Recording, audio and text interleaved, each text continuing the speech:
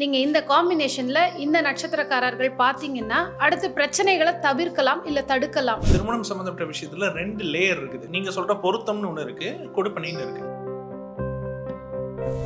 இப்போ ஒருத்தர் வந்து ஒரு சிவில் என்ஜினியரா இருக்கிறாரு, இல்லைன்னா ஒரு ஐடி எம்ப்ளாயரா இருக்கிறாரு, ஒரு பத்திரிகையாளரா இருக்கிறாரு. இப்போ ஏதாச்சும் ஒரு குறிப்பிட்ட தொழில இருக்கிறாங்கன்னா இந்த தொழில இருக்கிறவங்களுக்கு இன்னென்ன மாதிரி காம்பினேஷன்ல தான் கணவனும் மனைவியும் அமைவாங்கன்னு ஒரு லிமிட் இருக்கு.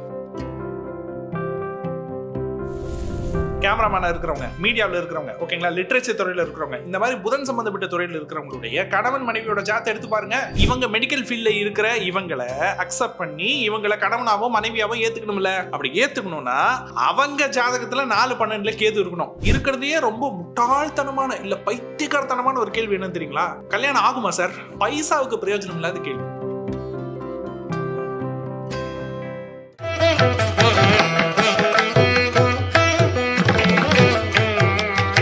பேசு தமிழா பேசுவினுடைய மக்கள் ஃபவுண்டேஷன் மூலமாக நம்ம ஒரு மிகப்பெரிய ஒரு பசு சரணாலயம் அமைப்பதற்கான முயற்சியில் ஈடுபட்டிருக்கோம். இந்த சரணாலயத்தை அடுத்த 5 ஆண்டுகளுக்குள்ளார நம்ம முழுமையாக கட்டமைச்சு நம்முடைய பாரத பிரதமர் மோடி அவர்களுடைய கரங்களால் அதை திறக்க வேண்டும்ங்கிறது தான் என்னுடைய ஆசை. இந்த பசுக்கள் சரணாலயத்திற்கு என்னுடைய கான்ட்ரிபியூஷனாக நான் ஏதாவது கொடுக்கணுங்கிற எண்ண ஓட்டத்தின் அடிப்படையில் கிட்டத்தட்ட 10 ஆண்டுகளுக்கு மேலே நான் கலெக்ட் பண்ண கலை பொருட்கள் அனைத்தையும் விற்று அதன் மூலமாக திரட்டப்படக்கூடிய தொகை என்னவோ அதை இந்த மக்கள் ஃபவுண்டேஷனுக்கு, இந்த பசு சரணாலயம் திட்டத்திற்கு என்னுடைய கான்ட்ரிபியூஷனாக கொடுக்க போகிறேன். இந்த பொருட்கள் அனைத்துமே நம்முடைய பேசு தமிழா பேச அலுவலகத்தில் விற்பனைக்கு இருக்குது. கீழே இருக்கக்கூடிய இந்த கான்டாக்ட் நம்பருக்கு நீங்கள் கால் பண்ணி இது பற்றின மேலதிக விவரங்களை நீங்கள் தெரிஞ்சுக்கலாம். அது மட்டும் இல்லாமல் மக்கள் ஃபவுண்டேஷனுடைய அக்கௌண்ட் நம்பரை இந்த வீடியோடைய டிஸ்கிரிப்ஷனில் கொடுத்துருக்கோம். நீங்கள் நேரடியாக அந்த அக்கௌண்ட் நம்பர் மூலமாகவும் உங்களுடைய கான்ட்ரிபியூஷன்ஸை கொடுக்கலாம். பேசு தமிழா பேசு ஒரு சேனல் கிடையாது, அது ஒரு இயக்கம்னு நான் உறுதியாக நம்புகிறேன். உங்களுடைய குரலை தான் நாங்கள் ஒவ்வொரு வீடியோலையும் பேசுகிறோம், உங்களுடைய மனசாட்சியை தான் நாங்கள் பிரதிபலிக்கிறோங்கிற ஒரு எண்ணம் எங்களுக்கு இருக்குது. அதே எண்ணம் உங்களுக்கு இருந்ததுன்னா தொடர்ந்து பேசு தமிழா பேசுவனுடைய முயற்சிகளுக்கு நீங்கள் கொடுக்கக்கூடிய ஆதரவை இந்த பசுக்கள் சரணாலயம் திட்டத்திற்கும் கொடுக்கணும்னு சொல்லி ரொம்ப தாழ்மையோடு கேட்டுக்கிறேன். உங்களுடைய அன்பாலையும் ஆதரவாலையும் தான் பேசு தமிழா பேசி இயங்கிட்டு இருக்கு. அதற்கு என்றென்றைக்கும் நன்றி. திருவருள் டிவி நேயர்களுக்கு வணக்கம். இன்னைக்கு நம்ம கூட இணைஞ்சிருக்கிற சிறப்பு விருந்தினர் DNA அஸ்ட்ராலஜர் திரு விஷால் அவர்கள். சார் வணக்கம். வணக்கம். எப்படி இருக்கீங்க சார்? நல்லா இருக்குங்க. உங்களுடைய பதிவுகள் வந்து DNA முறைப்படி இதுதான் நடக்கும், வந்து இது நடக்குமான்னு கேட்காத, இதுதான் நடக்கும் அப்படிங்கிறதுல ரொம்ப தீர்க்கமாக நீங்கள் வந்து நிறைய விஷயங்கள் சொல்லிட்டு வரீங்க. ஓகே. குறிப்பாக வந்து இன்னைக்கு நம்ம திருமண பொருத்தத்தை பற்றி பார்ப்போம். ஏன்னா நம்ம இதை பற்றி எவ்வளோ பேசினாலும் இன்றைக்கும் வந்து ஒரு தீராத பிரச்சனை என்னென்னா திருமணத்துக்கு அப்புறம் நடக்கிற பிரச்சனைகள், விவாகரத்தை, இப்படி சொல்லிக்கிட்டே போகலாம். ஓகே. திருமணம் பார்க்கும் பொழுதே நீங்கள் இந்த காம்பினேஷனில் இந்த நட்சத்திரக்காரர்கள் பார்த்தீங்கன்னா அடுத்து பிரச்சனைகளை தவிர்க்கலாம் இல்லை தடுக்கலாம் அப்படின்னா முதல்ல நம்ம எந்த நட்சத்திர காம்பினேஷனுக்கு போயிடலாம்? இல்லை, திருமணம் சம்மந்தப்பட்ட விஷயத்தில் 2 லேயர் இருக்குது. நீங்கள் சொல்கிற பொருத்தம்னு ஒன்று இருக்குது, கொடுப்பனைன்னு இருக்குது. பொருத்தம்ன்றது என்னென்னா கல்யாணத்துக்கு அப்புறம் அவங்களுக்கான பாண்டிங்னு இருக்குல்ல, ஹஸ்பண்ட் ஒய்ஃப்கான பாண்டிங்னு இருக்கு இல்லையா, அது வந்து அட்லீஸ்ட் ஒரு 30-40 வருஷம் வரைக்குமாவது நிலைக்கணும். ஸோ அதுக்காக பார்க்கப்படுறது பொருத்தம். ஆனால் அதுக்கு முன்னாடி ஒரு ஸ்டேஜ் இருக்குது, அதுக்கு பேர் வந்து கொடுப்பனை. கொடுப்பனைன்னா என்னென்னா முதல்ல அது கல்யாணத்தில் முடியணும். நீங்கள் பொருத்தம் பார்த்து கொடுத்துடுவீங்க, ஓகே. அதாவது என்ன சினாரியோவில் நீங்கள் பொருத்தம் பார்க்குறீங்க, இவங்க 2 பேர் கல்யாணம் பண்ணால் சந்தோஷமாக இருப்பாங்க அப்படின்ற அந்த ஒரு உத்தரவாதத்துக்காக பார்க்குறது தான் பொருத்தம். முதல்ல கல்யாணம் பண்ணணும்ல, ஃபஸ்ட்டு அது கல்யாணம் வரைக்கும் போகணும் இல்லையா, அதுக்காக சொல்லப்படுற காம்பினேஷன் தான் கொடுப்பனை. பொருத்தம் பார்க்குறதுக்கு நிறைய கைடன்ஸ் இருக்குது, எல்லா ஜோதிட முறைகள்லையும் கைடன்ஸ் இருக்குது. எல்லா இப்போ நீங்கள் எந்த தனித்துவமான ஜோதிட முறைன்னு எடுத்துக்கிட்டிங்கனாலும் இன்றைக்கி புதுசாக பல ஜோதிட முறைகள் இருக்குது. கேபியில் ஆரம்பித்து உங்களுக்கு வந்து ஜிஎம்பியில் ஆரம்பிச்சு, DNA அஸ்ட்ராலஜி ஆரம்பிச்சு, இன்னைக்கு ALPலாம் போயிட்டு இருக்குது. ஸோ இப்போ எல்லாத்துலேயுமே திருமண பொருத்தத்துக்குன்னு தனித்தனி விதிமுறைகள்லாம் இருக்குது. ஆனால் அதை தாண்டி திருமண கொடுப்பனைன்னு ஒரு லேயர் இருக்குது பார்த்தீங்களா. ஸோ இப்போ அந்த லேயரில் உங்களுக்கு என்ன கிளாரிட்டி உங்களுக்கு கிடைக்கும், DNA அஸ்ட்ராலஜி மூலிமா உங்களுக்கு வந்து என்ன கிளாரிட்டி கிடைக்கும்னா, முதல்ல நீங்கள் அதுக்கு வந்து கல்யாணத்து வரைக்கும் போகணும், ஓகேங்களா. அவங்க ட்ரை பண்ணால் ஃபஸ்ட்டு அது கல்யாணத்தில் முடியணும். ஸோ இப்போ அந்த லேயர் வந்து செக் பண்ணுறதுல தான் வந்து DNA அஸ்ட்ராலஜினுடைய அஷ்யூரன்ஸும் அந்த ஃபார்முலானுடைய அக்யூரேசியும் வந்து வேறு லெவலில் இருக்கும், ஓகேங்களா. ஸோ அது எப்படின்னா ரொம்ப நான் சிம்பிளாக சொல்கிறேன். இப்போ ஒருத்தர் வந்து யாராச்சும் ஒரு தொழில் பண்ணிகிட்டு இருக்காங்கம்மா. இப்போ ஒருத்தர் வந்து ஒரு சிவில் என்ஜினியராக இருக்கிறாரு, இல்லைன்னா ஒரு ஐடி எம்ப்ளாயராக இருக்கிறாரு, ஒரு பத்திரிகையாளராக இருக்கிறாரு. இப்போ யாராச்சும் ஒருத்தவங்க படிச்சுட்டு ஏதாச்சும் ஒரு ஃபீல்டில் இருப்பாங்களே, ஏதோ ஒரு ஃபீல்டில் ஏதோ ஒரு தொழிலில் இருப்பாங்கள்ல. இப்போது ஏதாச்சும் ஒரு குறிப்பிட்ட தொழிலில் இருக்கிறாங்கன்னா இந்த தொழிலில் இருக்கிறவங்களுக்கு இன்னென்ன மாதிரி காம்பினேஷனில் தான் கணவனும் மனைவியும் அமைவாங்கன்னு ஒரு லிமிட் இருக்குது. அந்த லிமிட்டை தாண்டி அவங்க என்னதான் ஜாதக பொருத்தம் பார்த்தாலும் சரி, அதை கூட விட்டு ஒரு படி மேலே கூட போவோம். அவங்க லவ்வே பண்ணாலும் அந்த அலையன்ஸு, அந்த குறிப்பிட்ட அந்த மேட்ச் இருக்கு இல்லையா, அந்த குறிப்பிட்ட இணை இருக்கு இல்லையா, அது திருமணத்தில் போய் முடியாது. இப்போ ஒருத்தவங்க வந்து ஜேர்னலிஸ்டாக இருக்கிறாங்க, இப்போ உங்களை மாதிரி நெறியாளராக ஒருத்தவங்க இருக்கிறாங்க அப்படின்னு வச்சுங்க, ப்ரொஃபஷனல் ஜேர்னலிஸ்ட், அவர் ஆங்கராக இருக்கிறார். ஆங்கர் வந்து எத்தனை பேர் இருக்கிறாங்க? இப்போ ரேடியோவில் இருக்காங்க, டிவியில் இருக்கிறாங்க, தொகுப்பாளர்கள், ஓகேங்களா, பேட்டி எடுக்கிறவங்க, மேடை பேச்சாளர்கள் எத்தனையோ பேர் இருக்காங்க இல்லையா, பத்திரிகையில் இருக்கவங்க இருப்பாங்க, பத்திரிகையில் பேட்டி எடுத்து பத்திரிகையில் போடுறவங்க இருப்பாங்க. ஸோ இந்த மாதிரி மீடியா அல்லது ஜேர்னலிசம், நியூஸ் மீடியா இந்த ஃபீல்டில் வேலை பார்ப்பாங்க இல்லையா, அதுவும் டெக்னிக்கல் கண்டென்ட் ரைட்டராக வேலை பார்க்குறவங்க, இல்லை நெறியாளராக வேலை பார்க்குறவங்க, இந்த மாதிரி துறையில் வேலை பார்க்குறவங்களுடைய கணவன் மனைவி, ஓகேங்களா, கல்யாணம் உங்களுக்கு ஆயிருந்தாலும் சரி, இல்லை நீங்கள் இதுக்கப்புறம் நீங்கள் வந்து வரன் தேட போகிறீங்கன்னாலும் சரி, அவங்களுடைய ஜாதகம் ஒரு 2 லிமிட்டுக்குள்ளே தான் இருக்கும். 2 லிமிட்டுக்குள்ளே தான் இருக்கும். அது என்னன்றதை நான் இப்போ சொல்கிறேன். இது யார் வந்து செக் பண்ணிக்கலாம்னா, ஏற்கனவே திருமணம் ஆயிருக்கும்ல, ஆமாம், இந்த ஃபீல்டில் இருந்துட்டு ஏற்கனவே கல்யாணம் பண்ணியிருப்பாங்கல்ல, அவங்க அவங்களோட ஜாதகத்தில் செக் பண்ணிக்கலாம். அது என்ன லிமிட்னா, இவங்களுடைய கணவன், அதாவது மீடியா ஃபீல்டு, பத்திரிகை துறையில் இருக்கிறவங்களுடைய கணவன், பத்திரிகை துறையில் வேலை பார்க்குறவங்களுடைய மனைவி, அவங்களோட ஜாதகத்தில் அவங்களுடைய லக்னத்திலிருந்து, அவங்க என்ன லக்னமாக வேணாலும் இருக்கட்டும், சிம்ம லக்னம், விருச்சிக லக்னம், எந்த லக்னமாக வேணாலும் இருக்கட்டும், அவங்களுடைய ஜென்ம லக்னத்திலிருந்து 4ஆம் அதிபதி 12ஆம் அதிபதி, 4ஆம் பாவம் 12ஆம் பாவம், இந்த 2 அதிபதியும் அந்த 2 பேர்ல யாராச்சும் ஒருத்தராவது ரோகிணி உத்தரம் பூராட நட்சத்திரத்தில் இருக்கணும். ரோகிணி உத்தரம் நட்சத்திரம், பூராட நட்சத்திரம். நீங்க சொல்றது சிம்ம லக்னம், விருச்சிக லக்னம், எந்த லக்னமா இருந்தாலும் எது வேணா 12 லக்னங்கள், 12 லக்னத்துல ஒருத்தவங்க எந்த லக்னமா, நான் எக்ஸாம்பிளுக்கு சொல்றேன். ஓகே, அது சிம்ம லக்னமா இருந்தாலும் சரி, விருச்சிக லக்னமா இருந்தாலும் சரி, 12 லக்னத்துல ஒருத்தர் எந்த லக்னமா இருந்தாலும் சரி, அவங்க லக்னத்துல இருந்து 4ஆம் அதிபதி அல்லது லக்னத்துல இருந்து 12ஆம் அதிபதி, நான் சொல்ற 3 நட்சத்திரத்துல இருக்கணும். எதுலன்னா ரோகிணி உத்தரம் புராணம், இந்த 3த்துல ஏதாச்சும் ஒன்றுலையாவது இருக்கணும். இது ரூல் நம்பர் 1, அசைக்கவே முடியாத விதி.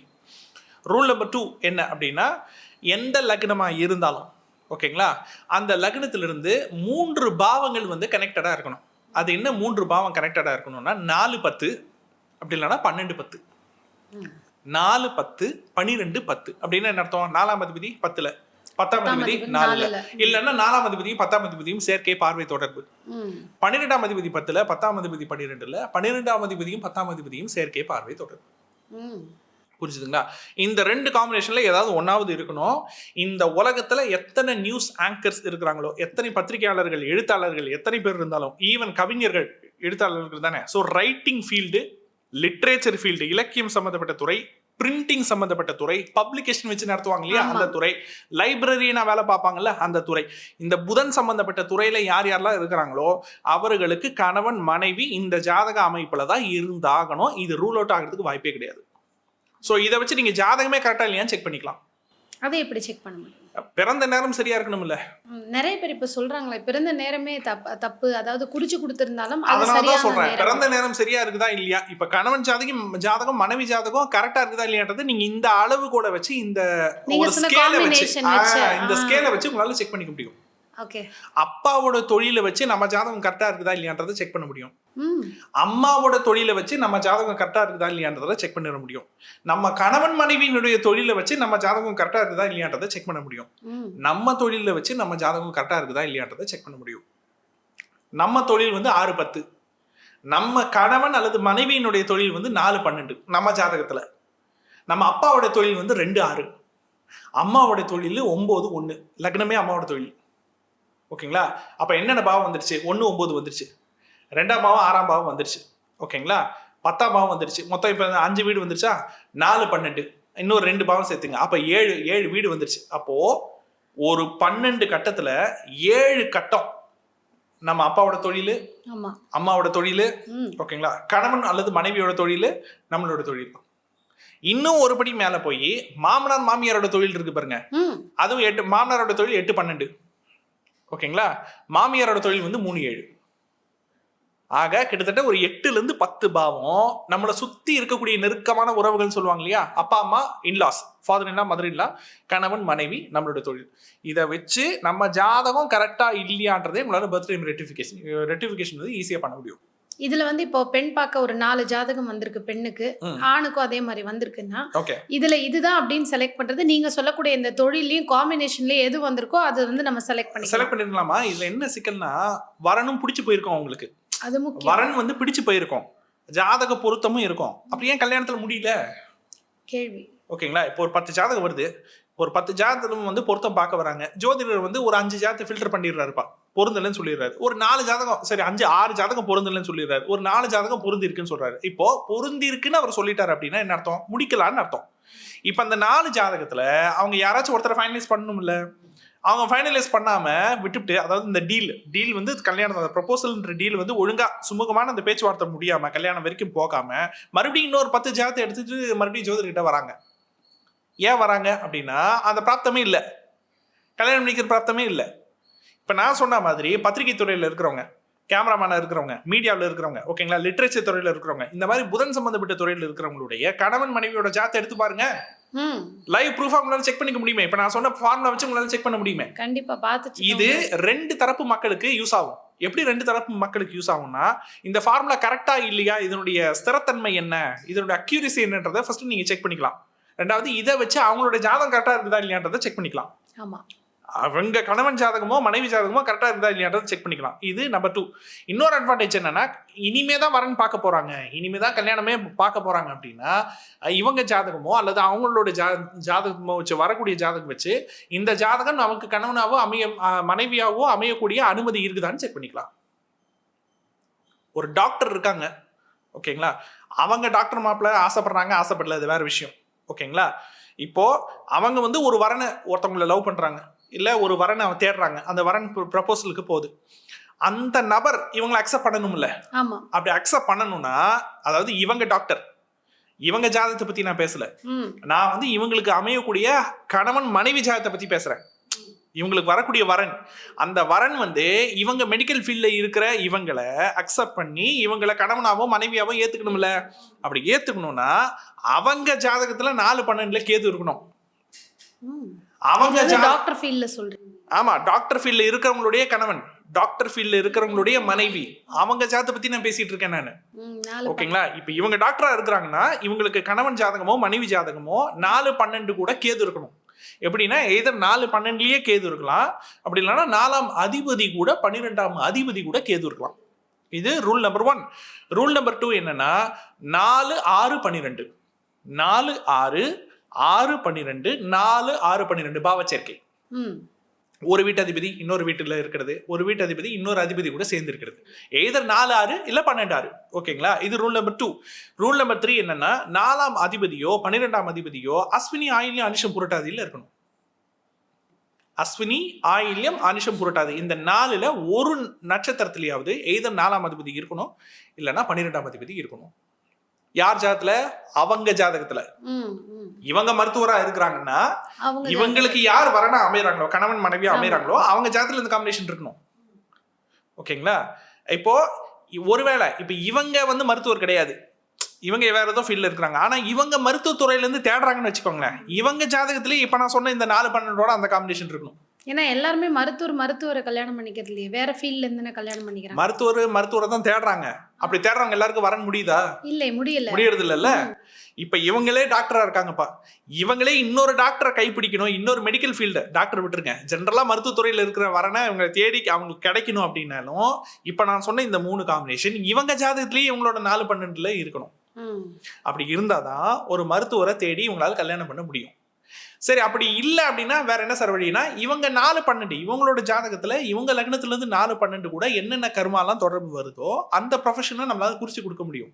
ஓகே, அதை மார்க் பண்ணிப்பாங்க. இன்னென்ன ப்ரொஃபஷனுக்குள்ள நீங்க தேடினா கிடைக்கும்ன்ற அந்த லிமிட்டை நம்மளால குறிச்சு கொடுக்க முடியும். குறிச்சு கொடுத்துட்டு அந்தந்த குறிப்பிட்ட ப்ரொஃபஷனுக்குள்ள தேடினாங்கன்னா கிடைக்கும். ஆனா அதை விட்டு வெளியில தேடினா கிடைக்காது. அதனாலதான் சொல்றேன், ஆமா, அதனாலதான் சொல்றேன், ஜாதகம்ன்றது வெறும் ஒரு கூகுள் மேப் மாதிரி தான், அது ஒரு ரூட் மேப் மாதிரி தான். சோ அது வந்து உங்களை வழிக்கு வரதுக்கு, ஒரு வழிபடுவதற்காக வழிபடுறோம் இல்லையா, கடவுளுக்கு எப்படி சாமி கும்பிடுறோம், வழிபடுவதற்காக நம்ம வந்து கடவுள் வழிபாடு பண்றோம். அந்த மாதிரி ஒரு வழிக்கு வர்றதுக்காக, ஒரு நிலையை அடைவதற்கு என்ன பாதை உங்களுக்கு இருக்கு, என்னென்ன ஆப்ஷன்ஸ் உங்களுக்கு இருக்கு அப்படின்றத காட்டுறதுக்கான ஒரு கலங்கரை விளக்கம் மட்டும்தான் உங்களுக்கு வந்து ஜாதகம், ஓகேங்களா. அந்த கலங்கரை விளக்குன்னு சொல்றாங்க, அதுதான் உங்களுக்கு ஜாதகம். அந்த ரூட் மேப் தான் உங்களுக்கு ஜாதகமே ஒழிய டிராவல் பண்றது நீங்க தான் பண்ணிக்கணும். கண்டிப்பாக.